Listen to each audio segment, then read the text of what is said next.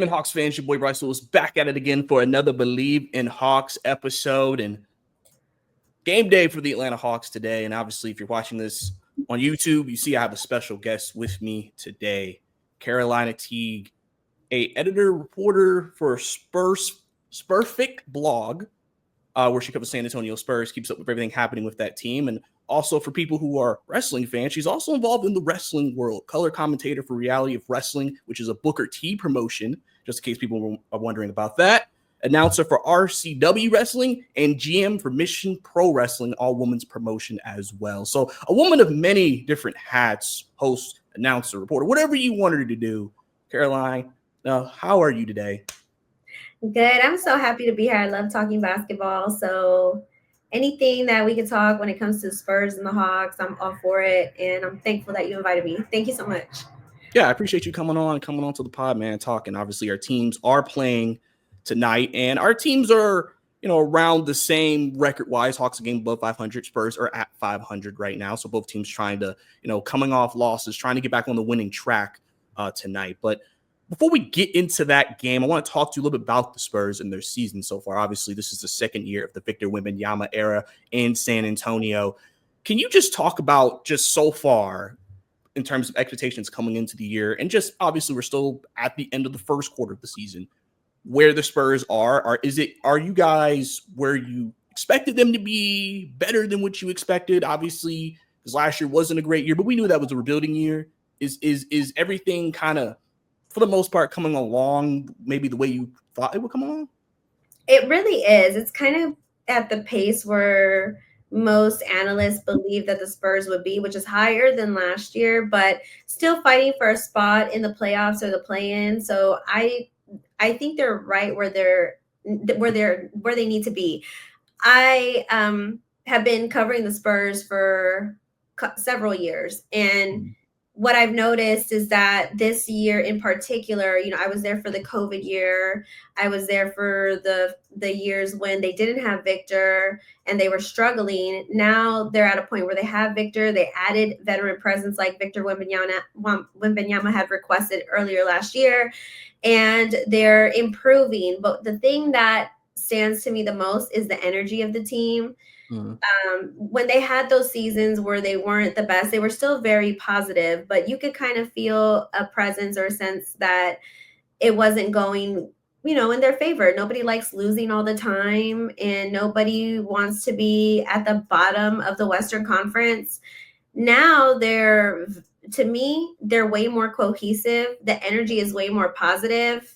Chris Paul has instilled this culture that losing isn't okay, and he would like to teach them lessons and learn along the way, but get wins at the same time. And I think that mentality and being able to close out games now, which was a struggle for them, has really improved the overall morale of the team, not based off of their words, but just based off the energy that I feel and how well they are as a unit and how it seems like they're very cohesive. So I like this season for them, and I'm excited to see how it ends up. It's going to be really interesting. Yeah, definitely. And you mentioned Chris Paul. Obviously, that was maybe one of the most important additions, I would say, for your team. A guy who's a veteran. I know people were wondering, you need a guy who can get the ball to Wemby with that type of, as they call him, the point guard skills to, just be able to help facilitate an offense and get, especially with a lot of young players that the Spurs have, just get them involved and help them get easier looks. Can you talk about just his importance to the team, and even for a guy like Victor, just having your point guard being a guy like Chris Paul and what that's done for him and his growth? Well, it goes without being said, Chris Paul is arguably one of the best point guards of all time. He's inarguably going to be a future Hall of Famer. And he recently just celebrated passing up number 3 on the most assists of all time. He's now number 2. And he passed up Jason Kidd, and he's only under John Stockton. This is a player who not only is in peak physical shape. When I see him in person, he is in great shape. He has a really good attitude, and he also is a leader. He's a leader in the locker room. Coach Pop has said that he is amazed by what he's learned from Chris Paul and how he sees Chris Paul work as a player. Chris Paul, everybody who's on the team, I have yet to come across one player on the team who hasn't spoken highly of Chris Paul. They all are very grateful for him. Some of them, like, they're speechless sometimes when they talk about him and they have to put their words together. But they're all just they all love him. They all think that he's the best thing, I think he's one of the best things that ever happened to the Spurs, right? Because he's able to, like I said, he's able to close out games, teach them how to move around the court in crucial times, and he's also selfless. And I love that for him as a player because he's selfless, knows when to pass the ball, and the Spurs are a passing type of team. So he's just fits into the puzzle perfectly. And that's somebody that the Spurs, I think they made the right pick. They got him a little bit for a little over 10 mil for a 1-year deal, but it wouldn't surprise me if he continued to play for the Spurs just because it seems like he meshes so well with the organization. Yeah, and I know what he recently mentioned. I think he said he would have maybe at least a year or two left, so could end his career potentially in San Antonio. And I think that obviously be something that seems ideal, maybe for both parties, whenever that decision ends up coming. So now, Victor, obviously he's the guy. He is the generator of all the fanfare and attention to the Spurs. People say reason why, Spurs have a ton of national televised games and things of that nature.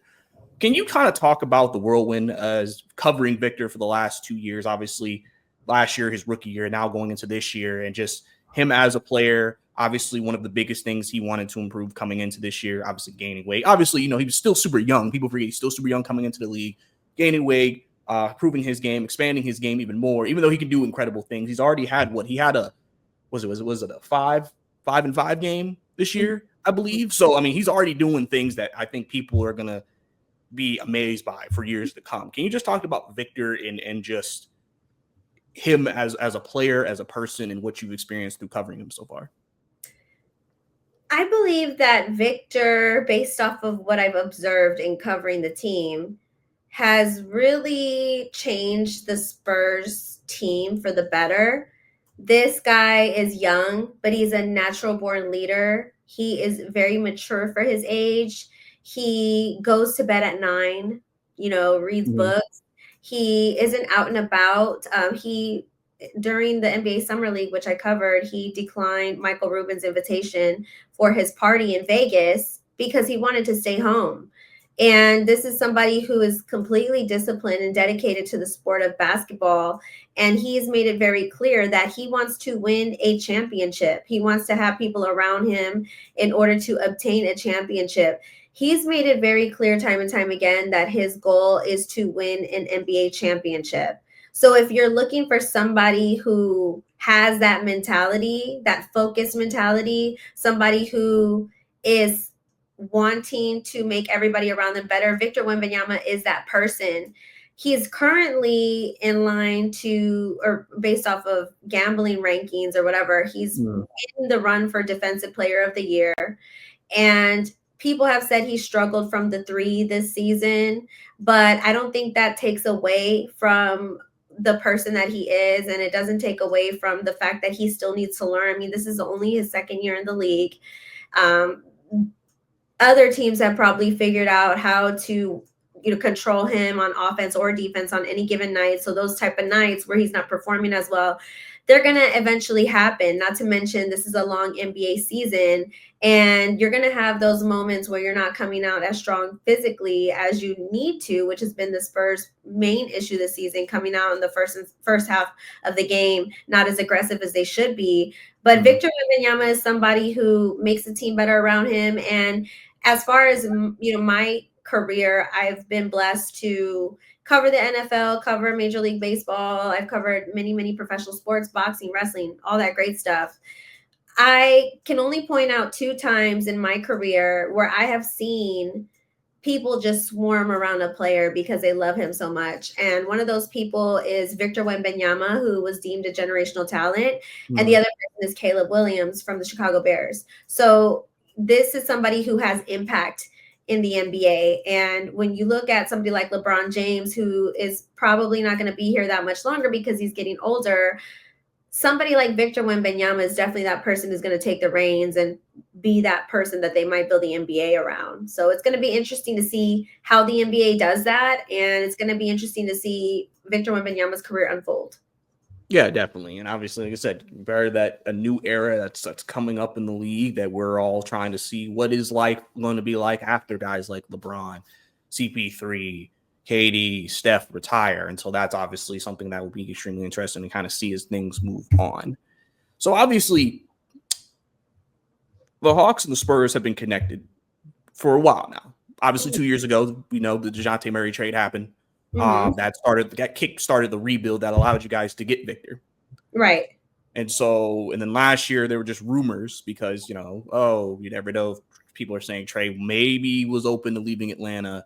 We knew the Spurs, people said, needed a point guard.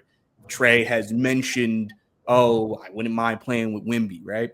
And so there was connections there. And obviously nothing happened in that regard. But, looking back on that, when those rumors were happening, were you a person who was like, yeah, let's go get Trae Young, or were you even open to a DeJounte reunion for the Spurs? I would have been happy with whatever. I'm not a GM, so that's not my job to figure out who's coming to the team or not. And trade rumors they're so all over the place. I like to stay away from them until something is set in stone. Simply because people just get it wrong all the time, and it's very rare when they get it right. But I did like the flirting of the idea that Trae Young was going to come to Spurs. There were like black and white photos, and people were saying he was coming. People would I think this is not my preference.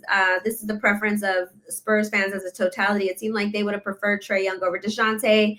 DeJounte, I've been able to meet with him when he did play with the Hawks, and I spoke to him in a conversation off camera. And when I spoke to him, he had nothing but love for the San Antonio Spurs and Coach Pop and his teammates and his real fans. And it's a shame that the San Antonio Spurs fans have a disliking for DeJounte because he's been outspoken about his time with the San Antonio Spurs. He went on Steven Jackson and Matt Barnes' podcast and said some things that didn't make Spurs fans happy. But it was his truth at the time. It was his truth, and he was speaking his truth and how he felt. But he made it really clear, like, he loves the San Antonio Spurs. I asked him directly, because he said the Spurs were going to fail for the next 15 years. And I asked him, like, did you really mean that? And he just basically said, he has nothing but love for the team. And that's where he stands. So if DeJounte would have came back, I think it would have ruffled some feathers. But ultimately, the result of DeJounte coming back would have shown that the team is improved and they're working better around him, then the Spurs fans would have been happy. Because when Chris Paul originally came, I was really excited. But a lot of the city was mad because they hated Chris Paul. But now everybody in San Antonio loves Chris Paul because they're performing better with him. And he's a leader on the team and everyone loves him. So I think, those emotions are kind of fickle. But I really like how they handled things in the end. They listened to Victor, brought in a veteran presence, and wanted to build around the team around them. And then they got the number 4 pick with Steph Castle, who won a championship at UConn and is very mature for his age. So I think building through the draft and getting somebody like Chris Paul and Harrison Barnes on the team, I like that direction rather than the rumors that they flirted with, because I think it would have been pricey to bring Trae Young on. And DeJounte, it would have, I don't know how that would have fared, but I would have been happy either way. But I like the way that they went right now. So when I looked at the sports books and everything, they have the Spurs favored by a point tonight. So it seems like it's a toss-up game in terms of people in Vegas and the sports books and everything. Obviously, Trae Young, big matchup for you guys. And then Victor is big matchup for us. Looking at the game, what do you think are some of the keys for who determines who wins the game tonight? Because you can kind of make a mention that, Hawks have seemingly put more of an emphasis, from my perspective, on defense, defending the ball. Trae Young obviously is not having the career numbers he's had in recent years, but it has resulted in some better results. Obviously, like I said, you talked about starting slow has been an issue. Mhm. What do you think are the keys for tonight's game between the two teams? They have to come out aggressive in the first half.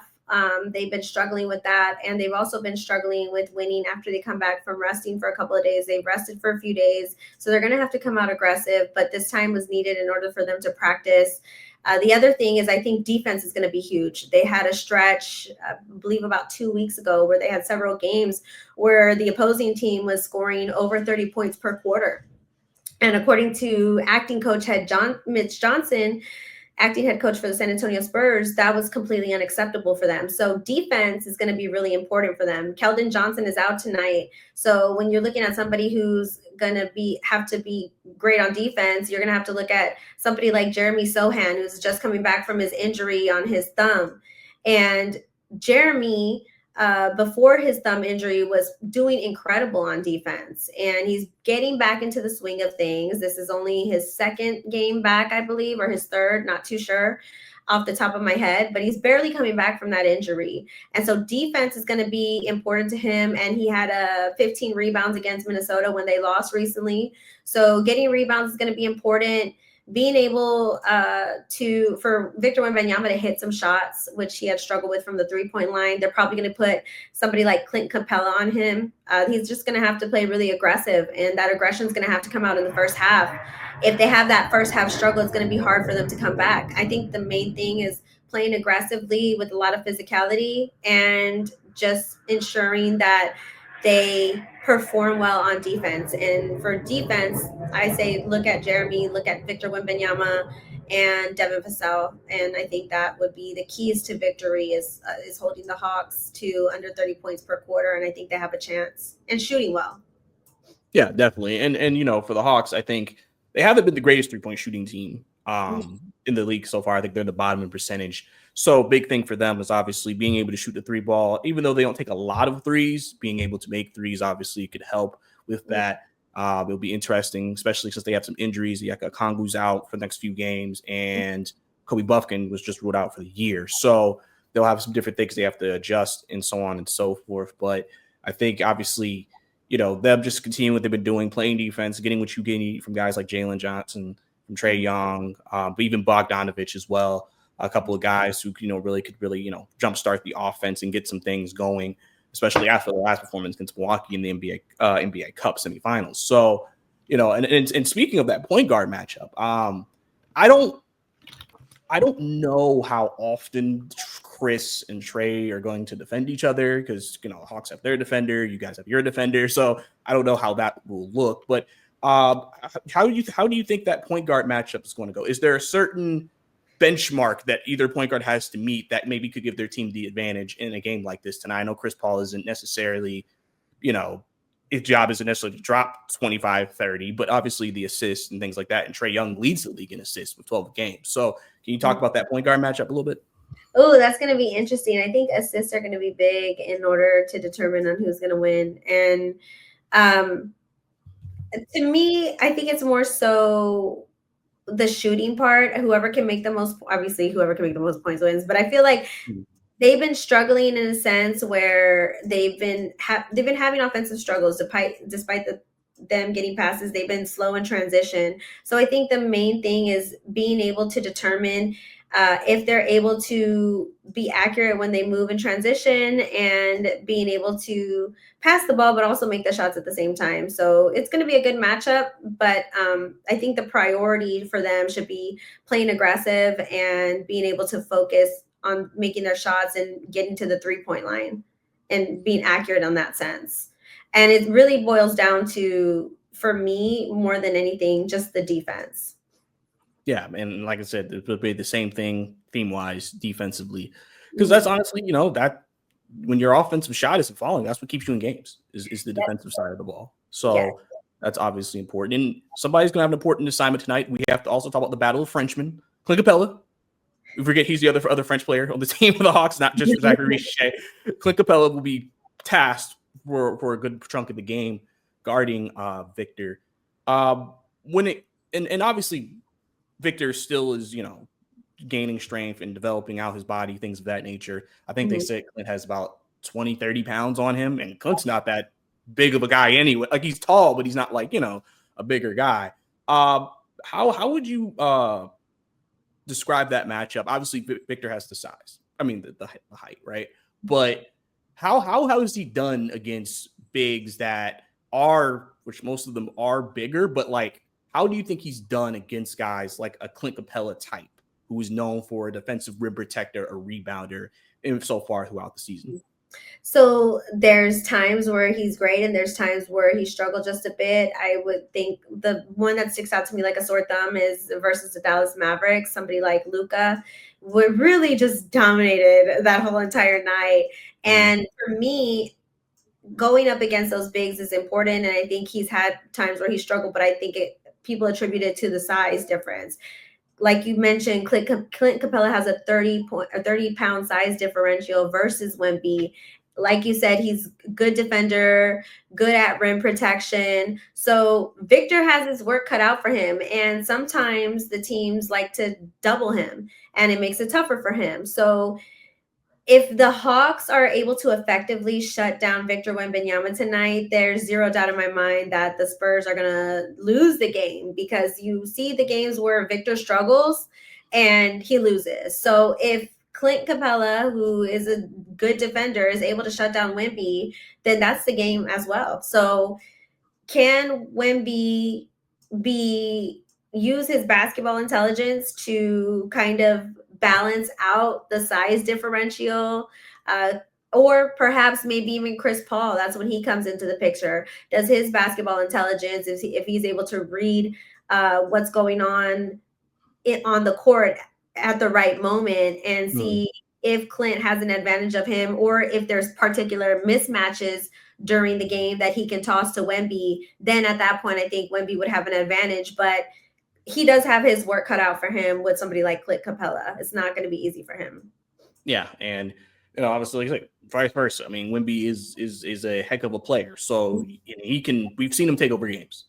So biggest thing for the Hawks tonight is not allowing him to take over the game, because obviously if that happens, that definitely increases the Spurs' chances of winning the game. So because Victor is, like I said, a generational player, which means he has those games where you're just like, this man is literally unbelievable, and it makes things definitely tough. But one last question for you before I let you go.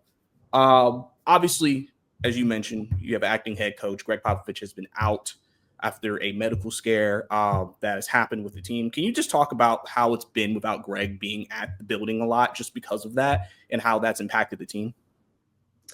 Yeah, so I was a bit nervous when this first happened, because I wanted to see how the team would adjust. And they've adjusted really well.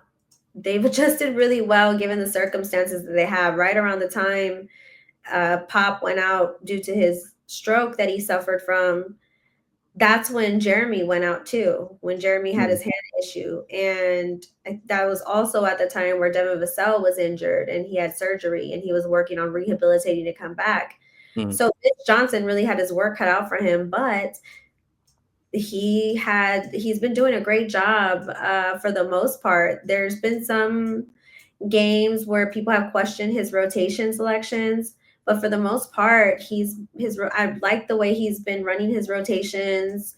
I like the way he's been executing the game plan. The first couple games, you can tell that there was a little bit of a learning curve, because he had a challenge that was unsuccessful, and then Chris Paul had a challenge that was successful. So people told Chris he should start coaching too. But there were challenges that he missed that he could have taken, and there were some questionings about his time management skills towards the end of the game. However,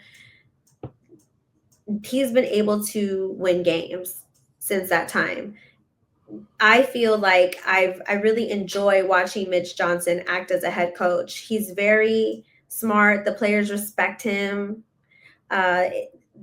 Many people from the Spurs organization and people who cover the Spurs, even DeJounte Murray, had mentioned that it doesn't surprise him that Mitch Johnson is the person who is the acting head coach in place of Pop, because he's really intelligent with his basketball skills. I think he's a really smart coach, and I think he's done the best possible job that he can do with what he's been given.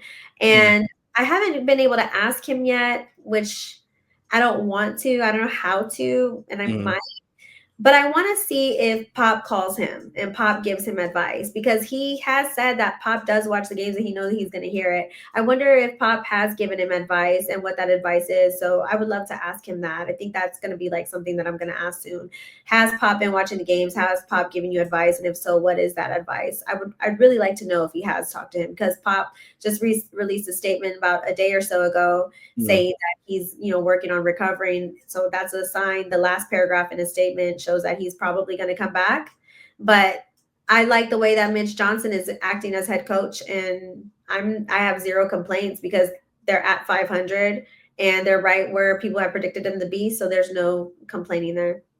Yeah, definitely. And obviously wishing him a speedy recovery. Like you mentioned, good to know that he is planning to come back, and obviously one of the most legendary coaches in our game. So really, really big good looks for Greg Popovich and everything like that. But Carolina, I appreciate you coming on to the show, talking some Spurs with me, previewing the game a little bit tonight. Let people know where they can find you if they want to see you on social media. So I'm at CT the Mic Slayer on X, aka Twitter, whichever you prefer. I am also on Instagram. I'm also on TikTok and Facebook. I'm under Carolina Teague Sports, at Carolina Teague Sports on those outlets. CT the Mic Slayer on X. You can follow my blog, spurfectblog.com. I have two incredible writers that help write articles for that blog, and they've done a fantastic job so far. So I really love the people on the team who represent Spurfect, the people who have helped me start the blog as well. I have nothing but tremendous amount of love and respect for them. And my blog is centered around San Antonio Spurs. So if you want to see all things Spurs, you can definitely visit my blog, spurfect.substack.com. Yes, sir. Definitely go follow her, man. Like I said, a woman of many, many different hats. And like I said, I appreciate you coming on. Obviously, guys, y'all know, Believe in Hawks podcast. Y'all follow your boy, Bryce, Bricey_2K, BRICEY_2K. If you enjoyed this episode, subscribe to the channel, like the video for sure. Leave a comment down below about anything we discussed today. And also same thing for my audio listeners, available on any podcast platform, wherever y'all want to listen to the Believe in Hawks podcast. But that's all we got for you today. We'll see what happens tonight between the Hawks and the Spurs. We'll see whose team comes out on top. That's Caroline. I'm Bryce. We'll see you next time.